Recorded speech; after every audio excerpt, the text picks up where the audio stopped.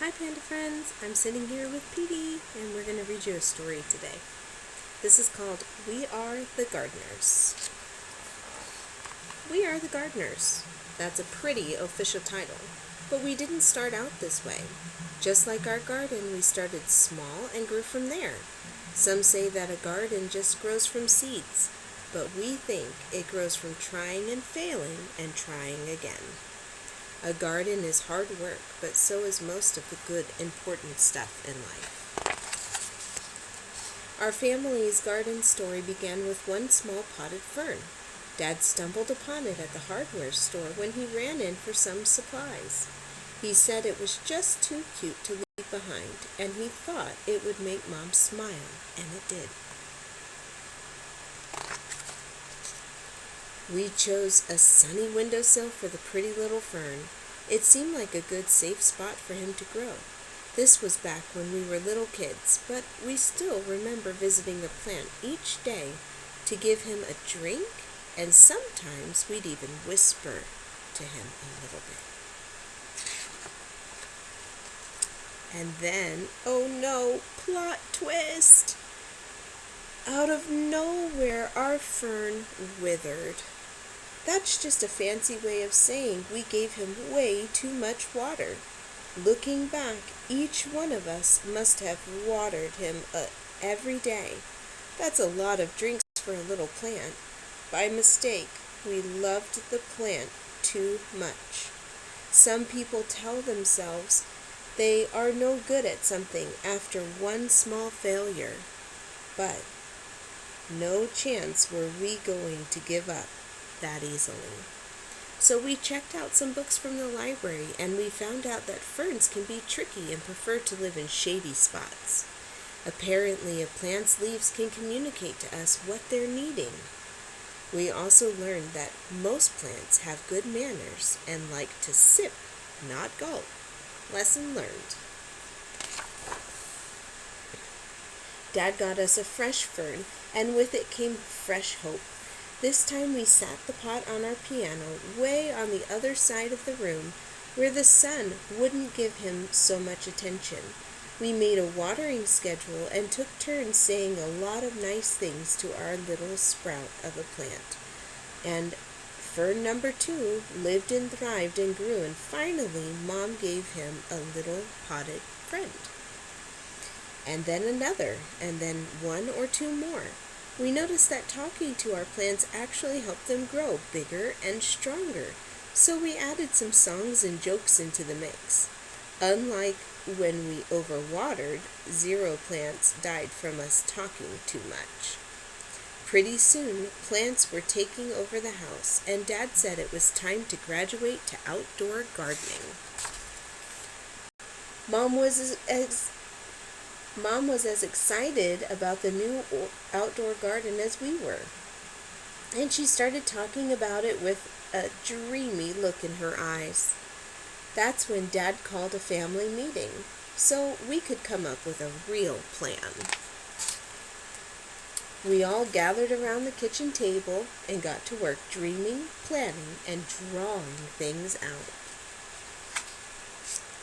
We knew we needed a sunny spot, a place where the plants could sunbathe for at least 6 hours a day. We'd be red radishes if we did that, but plants just love it.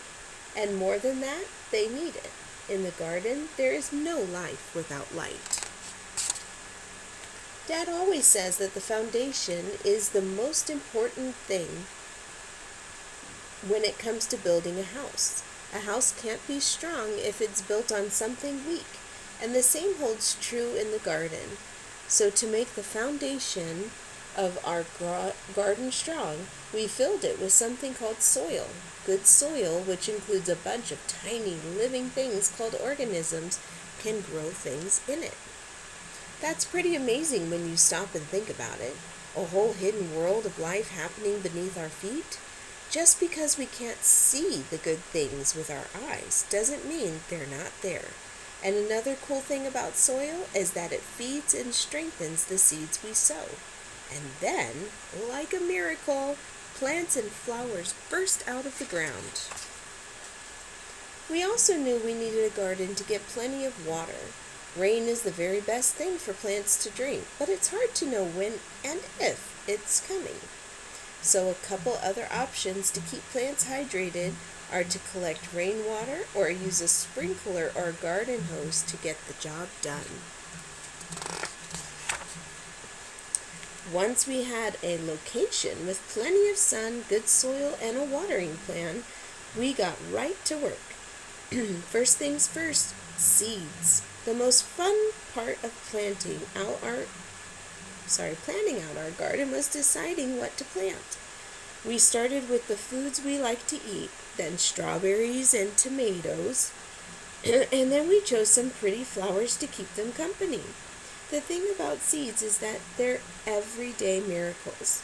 Everything a plant will grow up to be is already hidden inside the seed.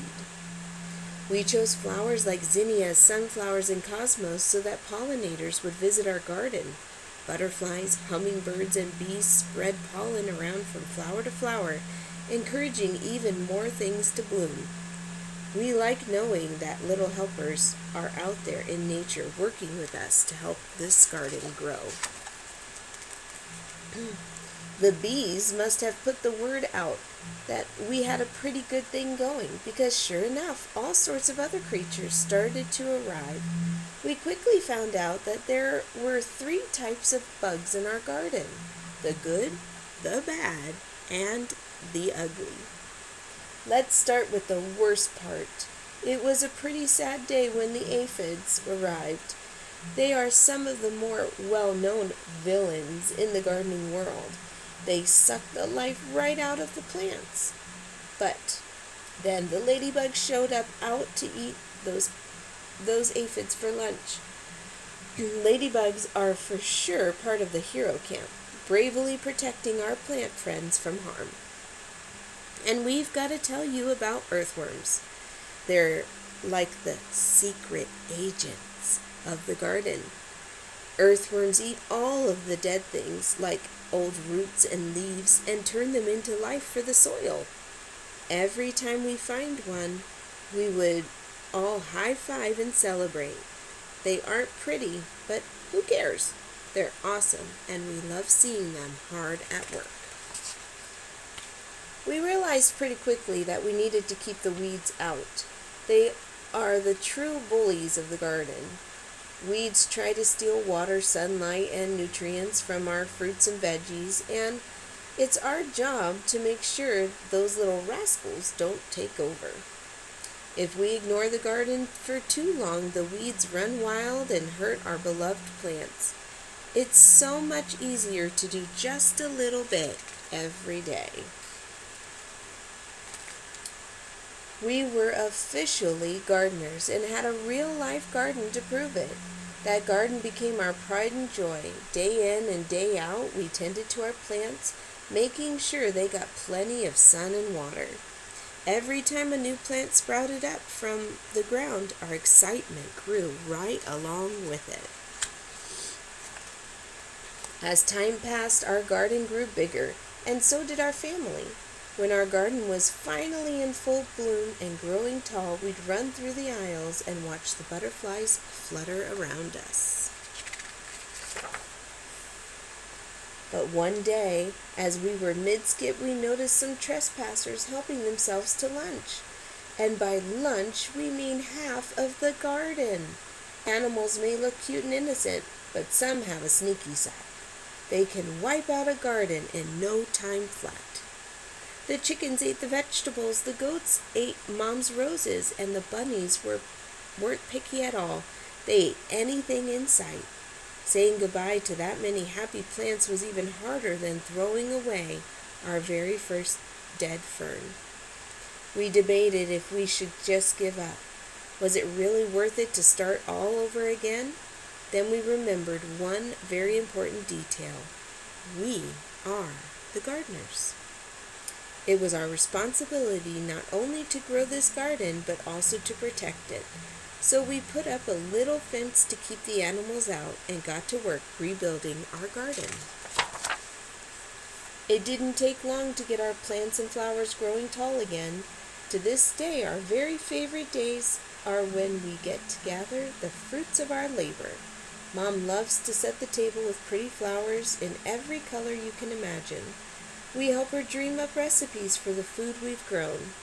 Sometimes, when we see all of that beauty laid out, we can't believe our hands helped bring it to life, and it makes all the hard work worth it. It's what keeps us coming back day after day, season after season.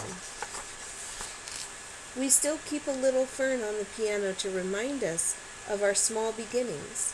Every time we water it, we're reminded not to give up when things don't work out the first time. Because the thing is, whether one potted fern dies or half of the garden is wiped out by little critters, every failure or setback teaches us something.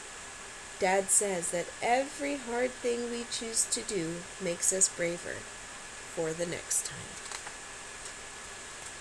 There are so many lessons waiting to be learned and a whole world of gardening ready to bloom.